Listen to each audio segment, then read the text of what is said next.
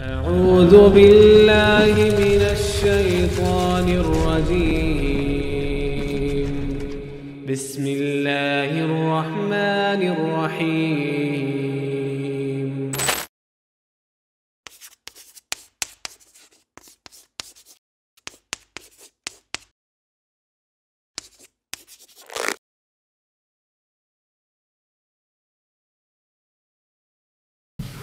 Assalamualaikum warahmatullahi wabarakatuh.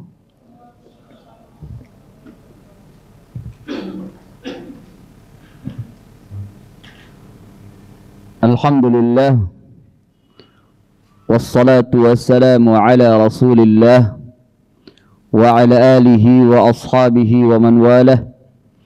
Ashhadu an la ilaha illallah wahdahu la sharika lah وأشهد أن محمدا عبده ورسوله لا نبي بعده.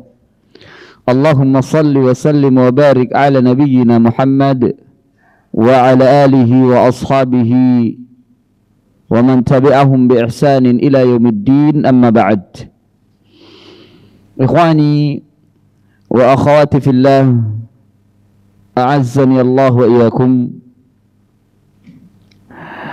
Kita melanjutkan kajian kita dari pembahasan Kitab Tauhid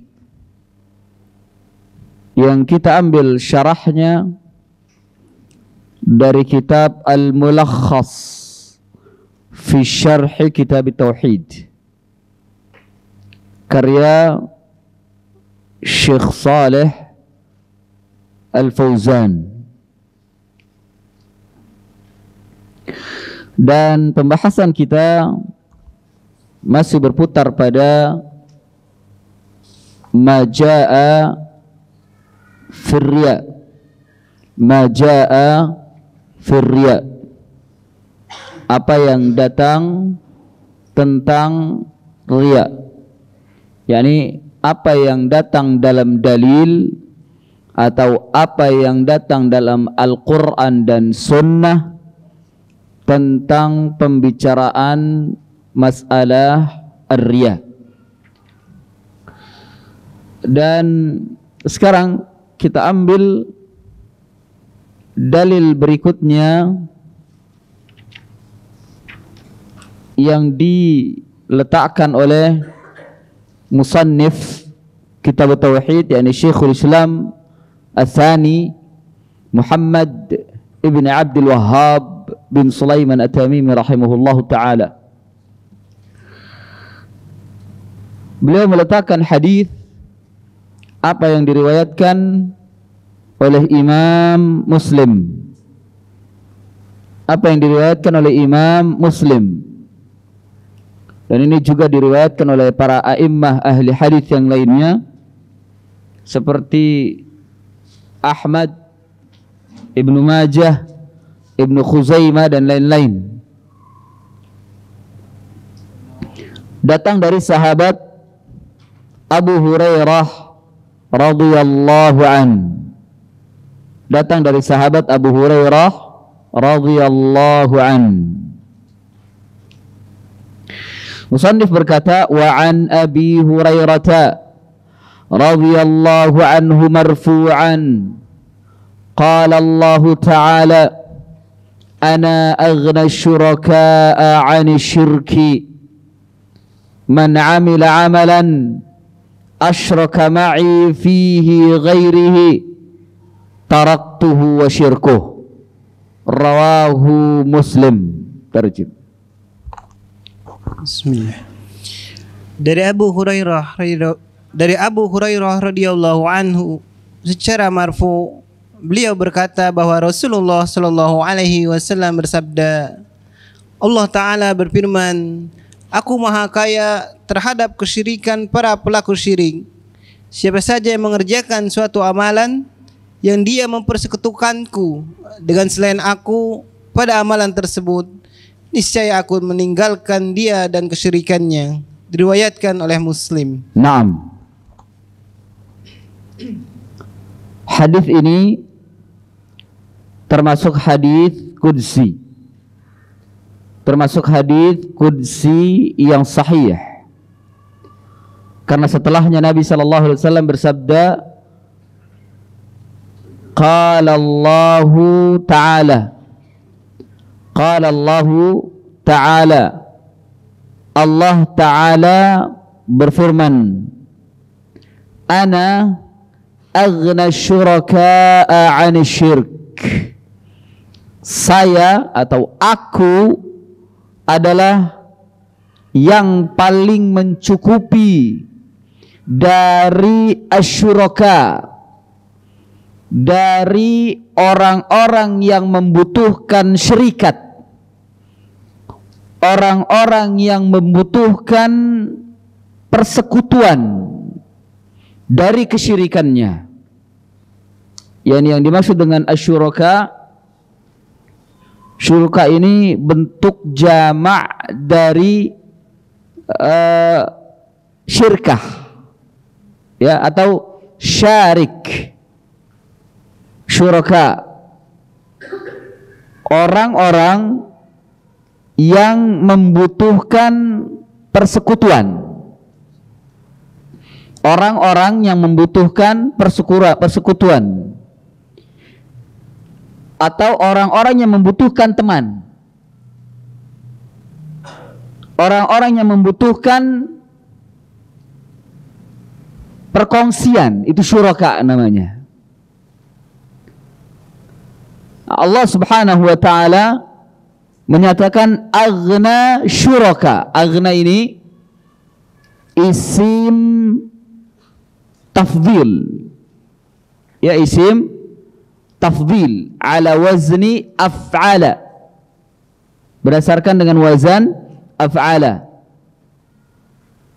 ya. Saya atau aku paling. Kalau isim tafdhil itu biasanya pakai kalimat paling atau lebih, itu tafdhil. Karena kalimat afdhala yufdilu tafdhilan, atau faddala yufaddilu tafdhilan, yang paling utama, yang paling tinggi, yang paling lebih, ya, afdhala, begitu wazan af'ala.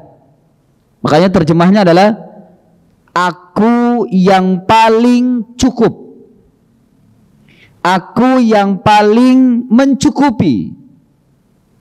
Artinya kalau sudah cukup, tidak membutuhkan lagi, ya, tidak membutuhkan lagi.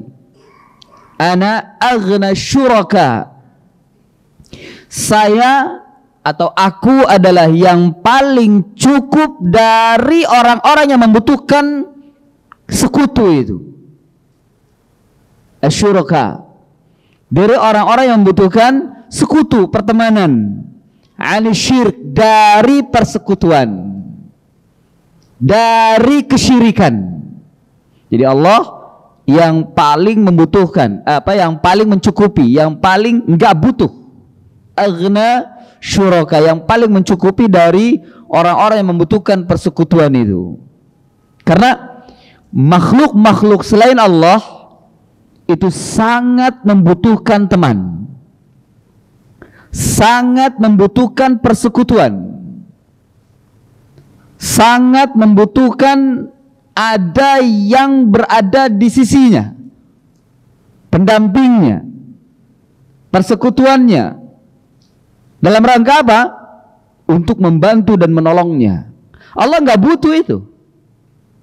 Allah tidak membutuhkan itu, tidak membutuhkan pertolongan Allah itu, tidak membutuhkan persekutuan, tidak membutuhkan makhluk untuk membantunya, tidak. Makanya Allah mengatakan aghna asyuraka, aghna asyuraka, yang paling cukup, yang paling kaya, yang paling tidak membutuhkan persekutuan. Ali syirk, dari persekutuan, ya, dari persekutuan, dari kesyirikan.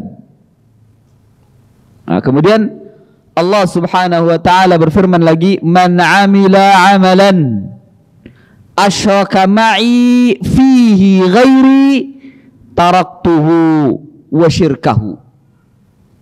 Maka barang siapa atau siapa saja beramal dengan satu amalan, ingat ini satu amalan apalagi lebih ya, dengan satu amalan asyraka ma'i fihi, yang dia saat melakukan amalan asyraka ma'i, dia telah melakukan persekutuan bersamaku. Jadi beribadah kepada Allah Azza wa Jal dalam satu waktu, dalam peribadatannya ia menyekutukan Allah. Ada makhluk selain Allah Subhanahu wa taala yang disembah bersama dengan Allah.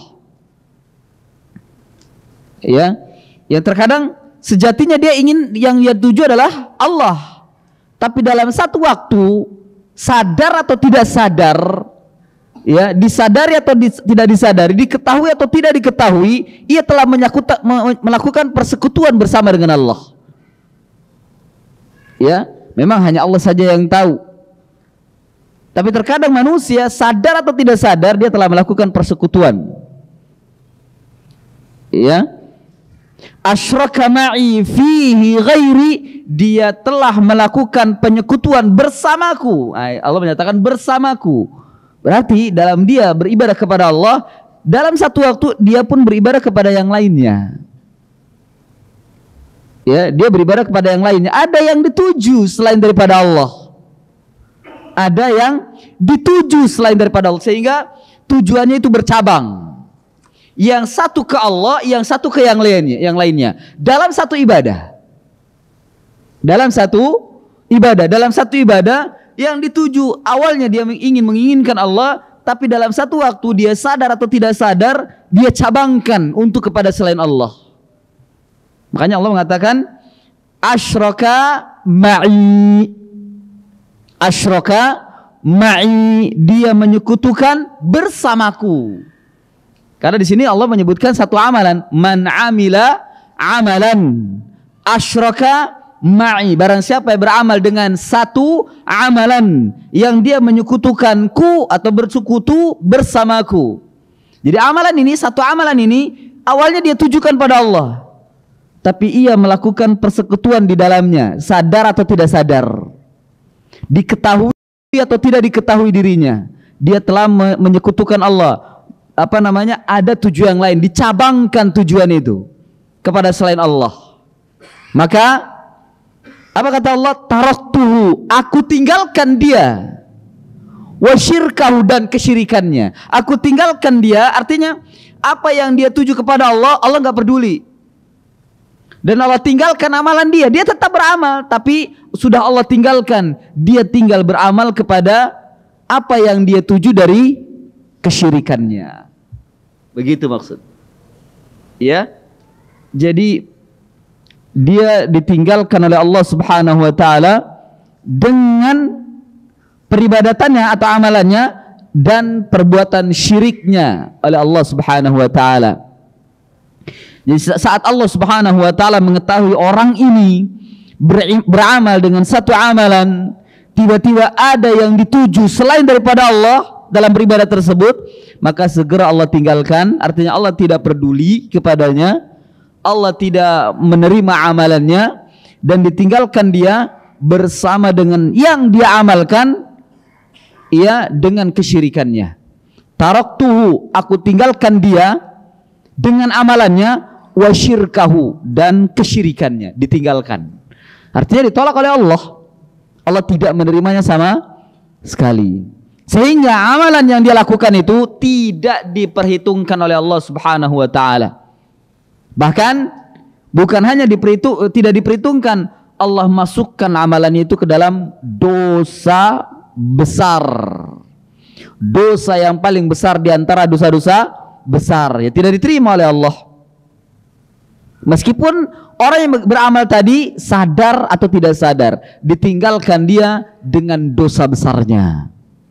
Maksud hati dia beramal untuk Allah, ternyata dia melakukan dosa besar disebabkan karena telah melakukan kesyirikan kepada Allah Subhanahu wa taala. Ini yang terjadi.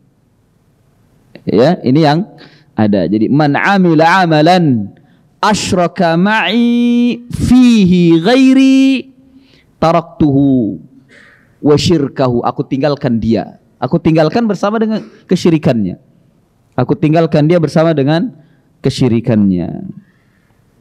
Nah, hadis ini sahih, diriwayatkan oleh Imam Muslim. Lihat di nomor hadis 2985 dalam kitab Sahih Muslim. Jemaah sekalian yang dimuliakan Allah Subhanahu wa taala, pertanyaannya, mengapa penulis meletakkan hadis ini pada bab riya? Mengapa penulis meletakkan hadis ini pada bab riya? Padahal di dalamnya tidak ada kata-kata riya. Ya, padahal di dalamnya tidak ada kata-kata riya. Siapa yang bisa jawab?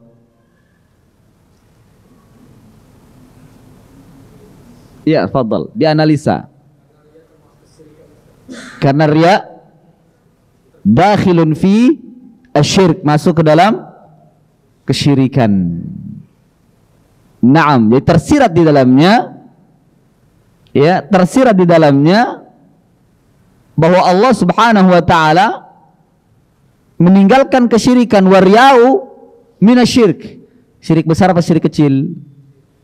Hah? Asghar, syirkul asghar. Akan tetapi meskipun syirkul asghar min akbaril kabair, meskipun syirkul asghar termasuk syirik kecil, tapi dosanya adalah dosa yang paling besar di antara dosa-dosa besar. Itu riya. Dosa yang paling besar di antara dosa-dosa besar, lebih besar dari orang yang meninggalkan salat, lebih besar dari orang yang membunuh, lebih besar daripada orang yang berzina. Itu syirkul asghar. Apakah dikeluarkan dari Islam? La, tidak. Tidak dikeluarkan. Ya. Yang ditolak amalannya adalah saat dia beramal pada waktu itu saja.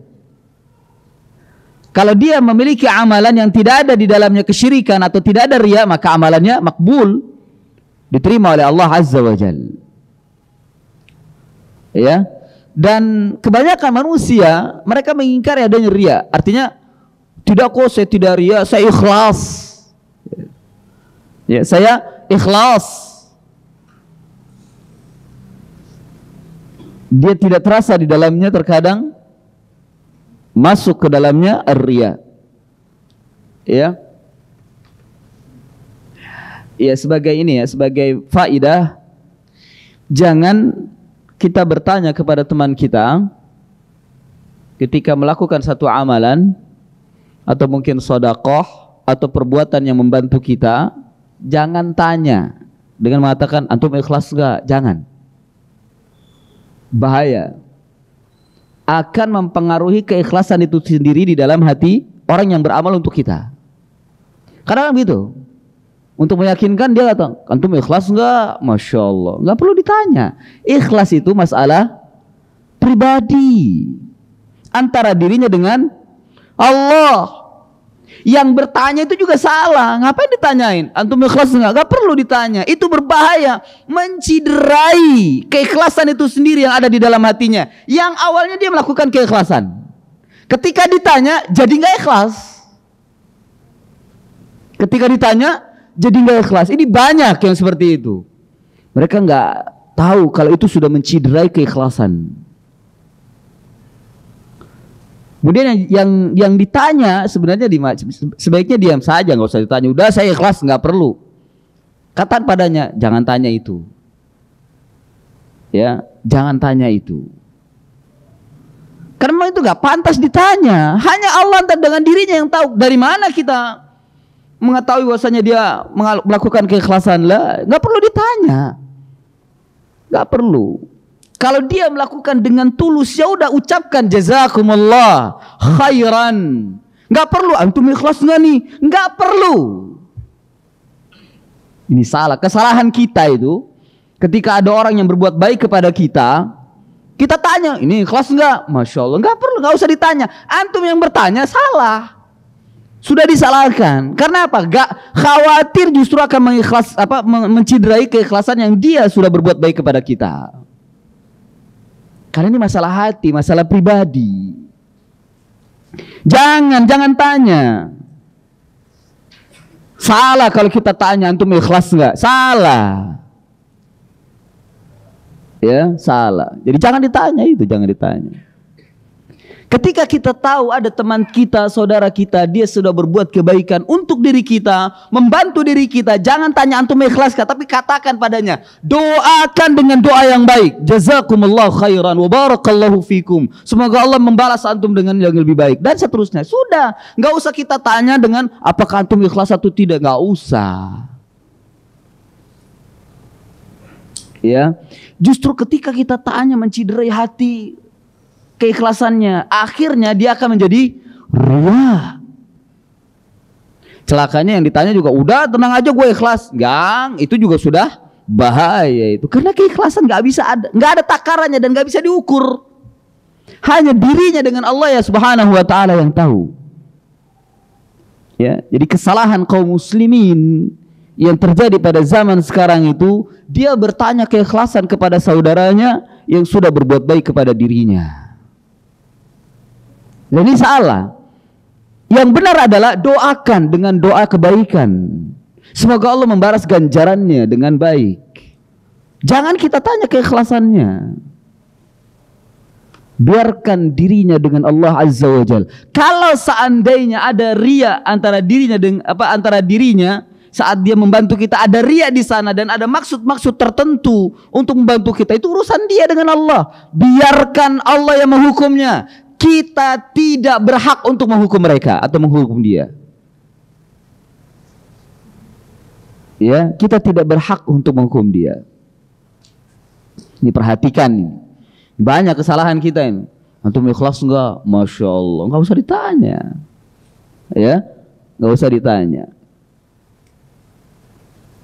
Sudah begitu dijustifikasi lagi, antum ikhlasnya nggak ikhlas nih, lama-lama akhirnya dia nggak ikhlas. Dikasih motivasi, nggak ikhlas kali antum, ini sih antum sih nggak ikhlas. Masya Allah, lama-lama ya udah nggak ikhlas. Ketika dengan kata-kata seperti itu, lama-lama dia tidak ikhlas untuk membantu kita. Ini bahaya yang seperti ini. Dia tidak tahu perkataan itu ringan, tapi efeknya sangat besar di sisi Allah Subhanahu wa taala. Ketika terjadi kesyirikan di dalamnya, itu telah terjebak ke dalam dosa yang paling besar di antara dosa-dosa besar. Hati-hati dengan perkataan itu. Dan memang terkadang seseorang dia terjebak ke dalam neraka ya sejauh 500 tahun perjalanan, tergelincir sejauh 500 tahun perjalanan disebabkan kata-katanya yang remeh, yang dia anggap remeh, tapi ternyata di hadapan Allah Subhanahu wa taala itu besar. Hati-hati dengan kata-kata itu. Ya, demikian. Naam. Jadi karena riya termasuk kesyirikan. Ya, saat seseorang mengamalkan dengan satu amalan asyraka, menyekutukan Allah Subhanahu wa taala, dia awalnya beribadah kepada Allah karena ada orang yang lihat atau karena ada yang dituju agar orang memujinya, maka Allah tinggalkan dengan kesyirikannya, tinggal dirinya dengan riyanya itu. Ya. Jadi dia menyekutukan Allah. Ada yang dia tuju awalnya adalah Allah, ketika ada sesuatu yang membuat dirinya riya, dia cabangkan tujuannya kepada selain Allah, yaitu riya, dengan supaya dilihat orang, supaya dia ingin dipuji dan seterusnya. Ya. Nah, ini termasuk dari kesyirikan. Allah tinggalkan saat kita beribadah kepada Allah, kemudian ada dalam hati kita riya, maka Allah meninggalkan kita. Allah nggak lihat amalan kita. Ya, Allah tidak melihat amalan kita. Allah tinggalkan dan dibiarkan kita bersama dengan riya kita. Dan Allah tidak menerima amalan itu. Allah tidak menerima amalan yang ada riya di dalamnya. Nah, ini termasuk dari bahaya riya. Bahaya riya. Dan sum'ah termasuk di dalamnya. Apa sum'ah? Ingin didengar. Ingin didengar. Ikhwani wa akhwati fillah, a'azzani Allah wa iyyakum. Mari kita baca makna secara ijmal apa yang dituturkan oleh Syekh Shalih Al-Fauzan hafizahullah taala dalam kitabnya ini. Beliau mengatakan makna al-hadithi ijmalan, yarwi an-nabiyyu sallallahu alaihi wasallam an rabbih azza wa jalla, wa huwa ma yusamma bil hadithi al-qudsi, annahu yatabarra'u min al-amal alladhi dakhalahu musyarakatun li ahadin birriya'in aw ghairihi li'annahu subhanahu la yaqbalu illa ma kana khalisan liwajhihi. Nah, makna hadis secara global, Nabi Shallallahu Alaihi Wasallam meriwayatkan dari Rabb-Nya Azza wa Jalla. Ini yang dinamakan dengan hadis qudsi, bahwa Allah berlepas diri dari semua amalan yang dimasuki persekutuan kepada seseorang dengan riya atau selainnya, sebab Dia Subhanahu wa ta'ala tidak menerima amalan kecuali yang ikhlas untuk wajahnya. Naam, jadi Allah tidak ingin peribadatan manusia yang ditujukan kepada Allah dia bertuju kepada yang lainnya, dia ditujukan kepada yang lainnya juga, hatta itu manusia. Allah tidak ridha.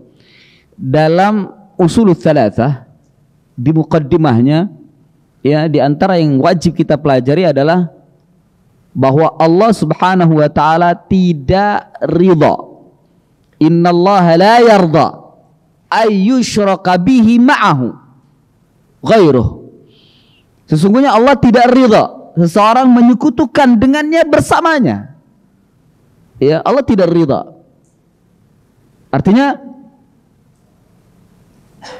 barang siapa yang ingin mencari keridhaan Allah, maka bertauhidlah. Dan jangan sekali-kali beribadah kepada Allah dan dia cabangkan kepada yang lainnya. Dia cabangkan kepada yang lainnya. Kemudian disambung di sana, wala malakun muqarrabun wala nabiyyun mursal. Allah tidak ridha meskipun yang dia tuju itu adalah malaikat yang didekatkan dan juga nabi yang diutus, atau nabi pilihan yang diutus. Malaikat dan nabi, ada orang beribadah kepada Allah kemudian dia juga ditujukan kepada malaikat atau mungkin kepada nabi. Allah tidak ridha, apalagi kepada manusia biasa. Ya, dengan malaikat saja Allah tidak ridha disekutukan. Ketika orang beribadah kepada Allah, dia juga beribadah kepada malaikat, Allah tidak ridha. Meskipun malaikat itu malaikat yang dekat dengan Allah, tahu tentang keadaan Allah. Malaikat siapa itu? Jibril alaihi salatu wassalam. Jadi malaikat yang didekatkan oleh Allah itu 5, ya. Sebagaimana dalam Al-Qur'an itu, apa? Jibril, Mikail, Israfil. Udah ya? Jibril, Mikail, Israfil. Hah? Enggak, Israel enggak ada. Nah. Iya. Malak. Ini aja yang didekatkan. Jibril, Mikail, Israfil. Ya, adapun malakul maut, Munkar dan Nakir, itu disebutkan dalam hadis. Ya. Jibril yang disebutkan dalam Al-Qur'an, Jibril, Mikail, Israfil. Hah? Ya, tidak ada. Ya. Hanya ini yang ditegaskan. Adapun malaikat-malaikat ya disebutkan tapi tidak didekatkan. Ya, diberikan tugas tapi tidak didekatkan. Ini dekatkan ini, Jibril, Mikail, Israfil. Yang selalu disebut dalam Al-Quran. Selalu disebut dalam Al-Quran. Jibril, Mikail, Israfil. Ya.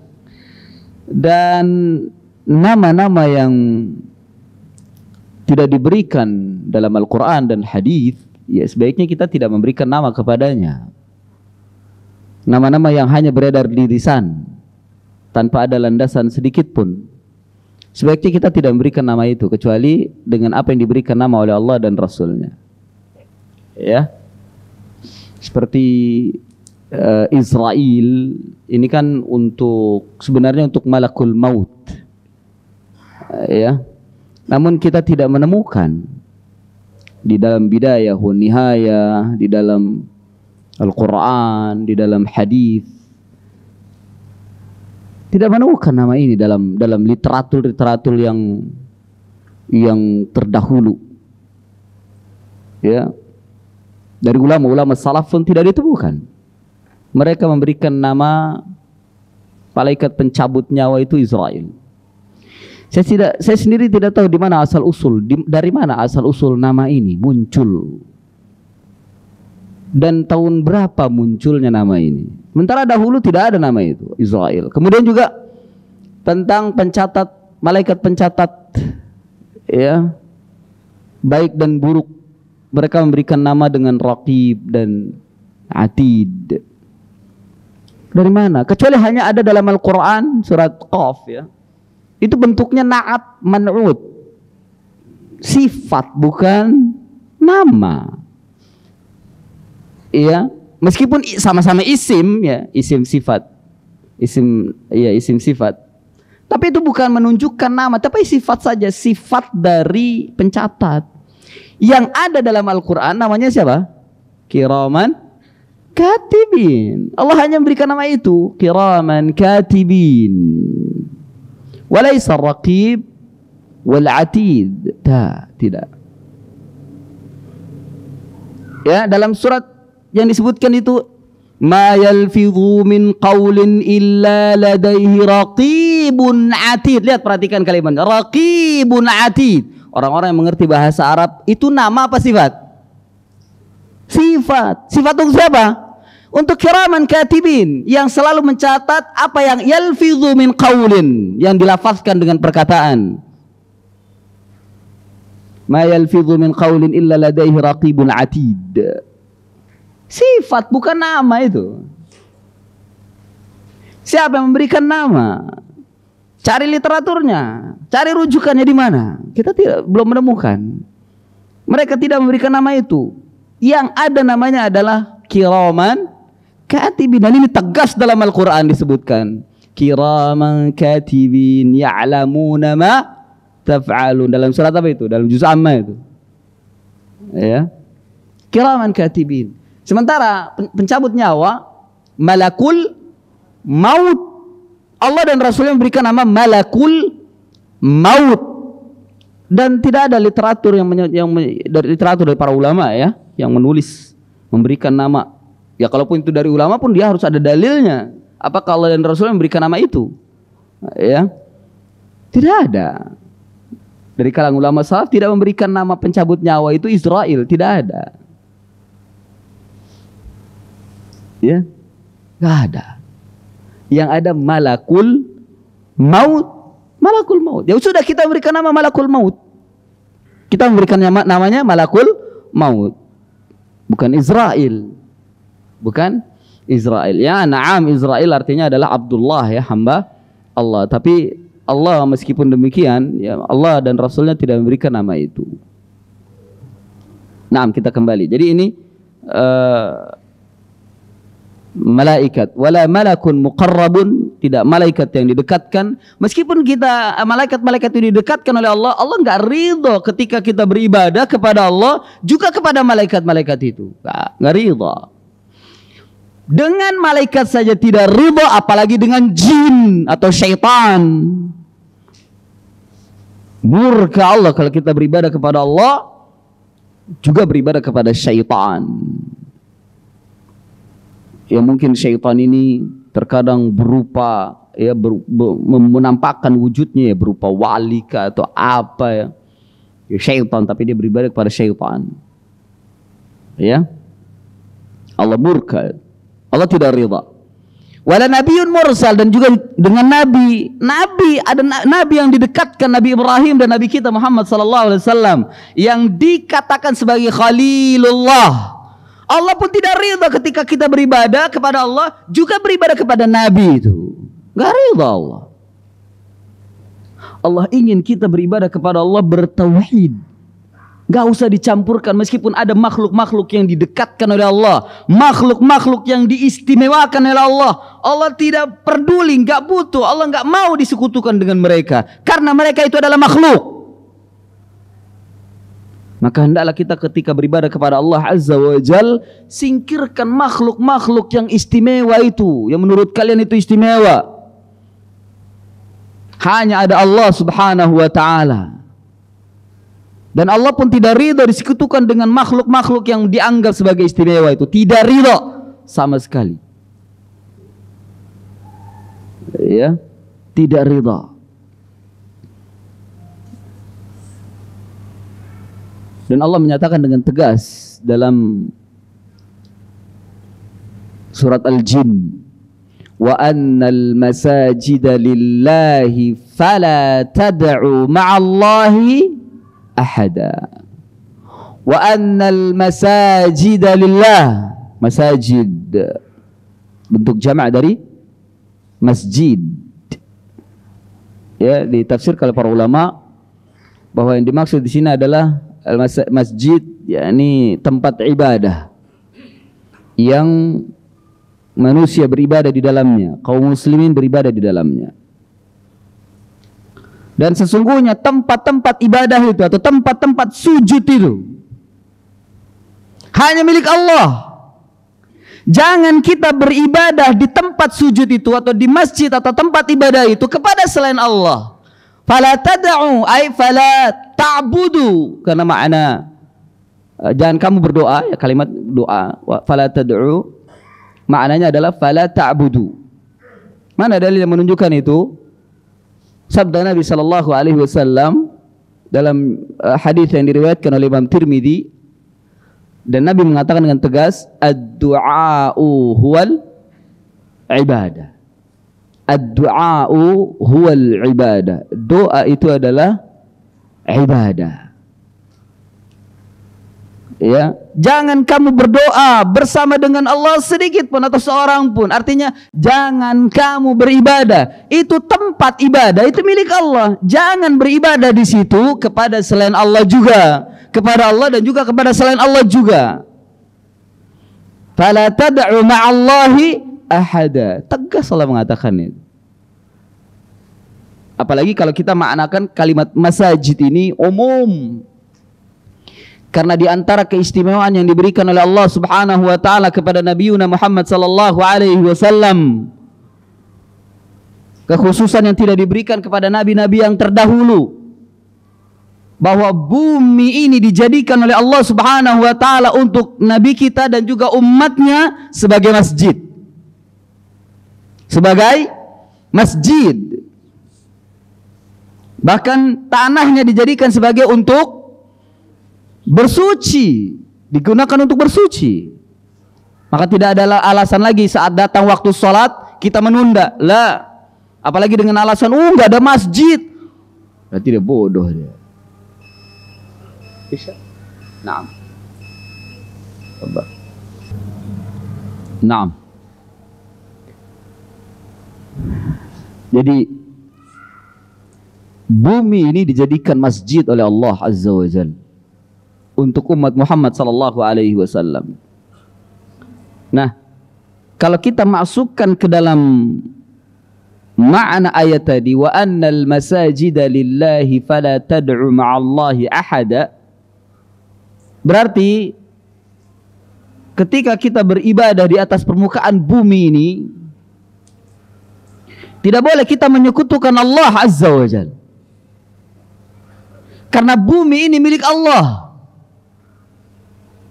Bumi yang dijadikan masjid oleh Allah Subhanahu wa taala untuk Nabi kita Muhammad sallallahu alaihi wasallam dan umatnya, milik Allah. Wa annal masajida lillahi fala tad'u ay fala ta'budu ma'allahi ahada. Jangan kalian beribadah kepada Allah, kepada selain Allah Subhanahu wa taala dengan seorang pun. Ya. Kalau seandainya kita beribadah kepada Allah dan juga kepada yang lainnya, atau mungkin beribadah murni kepada selain Allah, jangan injak bumi Allah. Jangan tinggal di bumi Allah. Ini milik Allah bumi ini. Kalau kita menyekutukan Allah, beribadah kepada selain Allah, jangan tinggal di bumi Allah, karena bumi ini milik Allah. Wa annal masajida lillah. Mau tinggal di mana kita? Silakan cari bumi yang lain yang dia rela, atau cari Tuhan yang lain yang dia rela untuk disekutukan. Silahkan. Allah tidak ridha untuk disekutukan dalam beribadah kepadanya. Mau cari bumi mana kita? Hanya saja banyak manusia yang tidak tahu malu. Dia beribadah kepada Allah dan dia menyekutukan dalam satu waktu, atau mungkin dia murni beribadah kepada selain Allah tanpa mengingat Allah Azza wa Jalla untuk diibadahi. Tapi dia masih tinggal di bumi Allah. Ya. Orang-orang itu, orang-orang musyrikun, mereka tahu ini buminya Allah, milik Allah, ini diciptakan oleh Allah. Alam semesta itu Allah yang menciptakan dan Allah yang mengaturnya, serta Allah yang memilikinya. Tapi enggak tahu malunya mereka beribadah kepada selain Allah Azza wa Jalla. Ya, ini.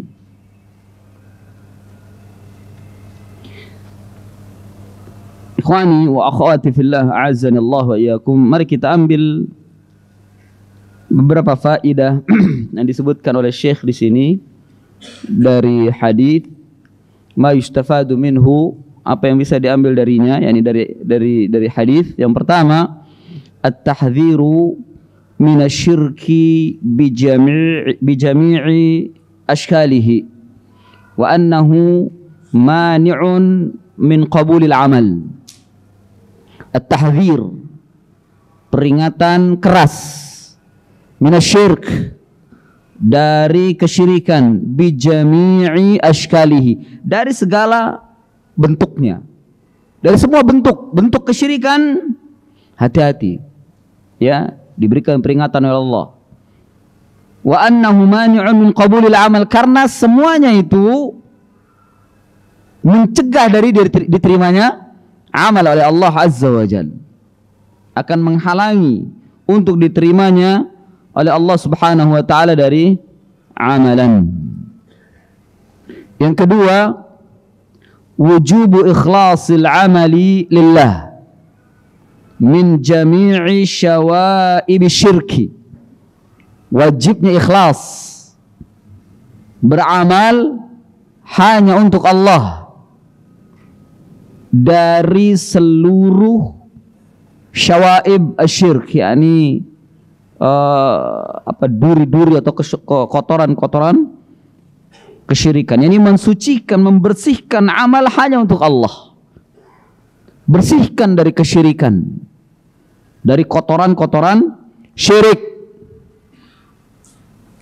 Jadi kesyirikan itu kotor, ya, bahkan najis. Syirik itu kotor, bahkan najis. Mana dalilnya? Allah sendiri menyatakan dalam Al-Quran, ya, innamal musyrikuna najasun. Hanya saja orang-orang musyrik itu najis. Yang najis apanya? Keyakinannya. Ya, bukan berarti kulitnya najis, enggak. Keyakinannya yang membuat najis. Ya, orangnya sih kalau seandainya dia musyrik, umpama orangnya, ya kita mau amalnya ya boleh. Salaman ya tidak najis. Tapi keyakinannya yang dikatakan najis. Kesyirikan itu kotor, najis. Orang yang meyakini kesyirikan najis.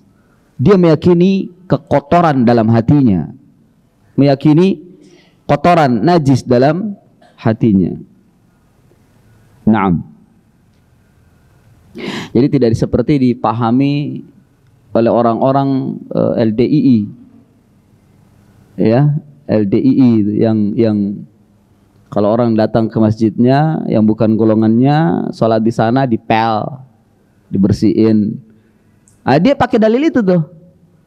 Innamal musyrikuna najasun. Jadi dia memahami najis di sini menurut mereka ya, fisiknya itu najis gitu. Disebabkan karena keyakinannya, maka fisiknya najis. Ketika masuk masjidnya harus dipel karena najis itu. La haula wala quwwata illa billah. Itu pemahaman mereka. Makanya jangan heran ketika antum datang ke masjid LDII, begitu sholat antum nggak tahu nih, ya, dipel setelah antum pergi. Ya, dipel.